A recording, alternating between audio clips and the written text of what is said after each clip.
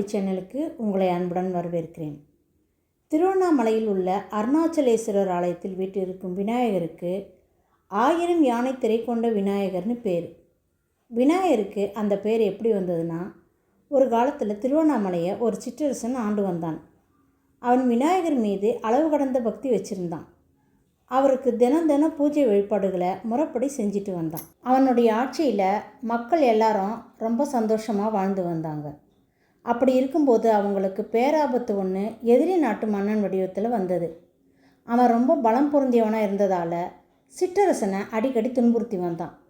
எதிரி நாட்டு அரசன் சிற்றரசனிடம் ஒரு சமயம், எனக்கு உங்கள் நாட்டில் இருந்து திரை செலுத்தணும், அதுவும் 1000 யானைகளை திரையாக செலுத்தணும், அப்படி இல்லாட்டி இந்த நாட்டை பிடிச்சிக்கிட்டு உன்னையும் சிறைப்பிடிப்பேன்னு சொல்லி கால அவகாசம் தந்துட்டு போனான். சிற்றரசனால் 1000 யானைகளை திரையை செலுத்துவதற்கு எந்த வழியும் இல்லை. கால அவகாசமும் முடிஞ்சது. உடனே எதிரி நாட்டு அரசன் சிற்றரசன் மீது படையெடுத்து வந்து அந்த நாட்டை பிடிச்சிட்டு சிற்றரசனையும் சிறையில் அடைச்சான். சிறையில் இருந்த சிற்றரசன் விநாயகர் பெருமானிடம் தன்னை காப்பாற்றும்படி கூறி வேண்டிக்கிட்டான். விநாயகர் சிற்றரசனுடைய வேண்டுதலை கேட்டு அவனுக்கு உதவ முன் வந்தார். விநாயகர் அன்றிரவு எதிரி நாட்டு மன்னனின் யானைகள் அனைத்தும் கயிற்றினை அறுத்து கொண்டு செல்லும்படி செய்தார். யானைகள் எல்லாம் வேகமாக போய் அப்படியே மறைஞ்சிடுச்சு. இதை பார்த்த படை வீரர்கள் ஓடி வந்து தன்னுடைய மன்னர்கிட்ட சொன்னாங்க. அதை கேட்ட எதிரி நாட்டு மன்னன் ரொம்ப பயந்தார்.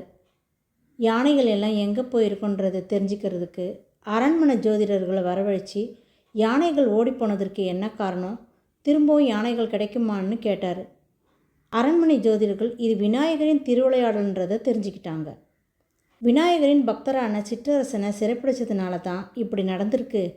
இதுக்கு பரிகாரமாக சிற்றரசனை விடுவிச்சிட்டு விநாயகர்கிட்ட மன்னிப்பு கேட்டால் யானைகள் எல்லாம் திரும்ப கிடைக்கலாம்னு மன்னர்கிட்ட சொன்னாங்க. உடனே எதிரி நாட்டு மன்னன் விநாயகர் முன்னாடி போய் வணங்கி தான் செஞ்ச தவறை மன்னிக்கும்படியும் தன்னுடைய யானைகள் திரும்ப கிடைச்சா அதை விநாயகருக்கே திரையாக கொடுக்கறதாகவும் மனமுறையை வேண்டிக்கிட்டான். யானைகள் எல்லாம் நாலாப்புறத்துல இருந்தும் திரும்ப வந்தது. எதிரி நாட்டு மன்னனுக்கு மகிழ்ச்சியாக இருந்தது.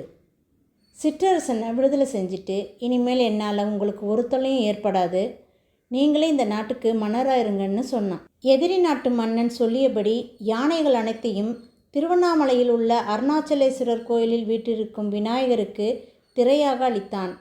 விநாயகர் 1000 யானையை திரையாக கேட்ட எதிரி நாட்டு மன்னனை தனக்கு 1000 யானையை திரையாக தரும்படி செய்தார். விநாயகர் தன் மீது பக்தியாக உள்ள தன் பக்தனுக்காக இவ்விதம் லீலைகள் செய்தார். அதற்கு பிறகு விநாயகர் 1000 யானை திரை கொண்ட விநாயகர் என்று அழைக்கப்படுகிறார். நன்றி.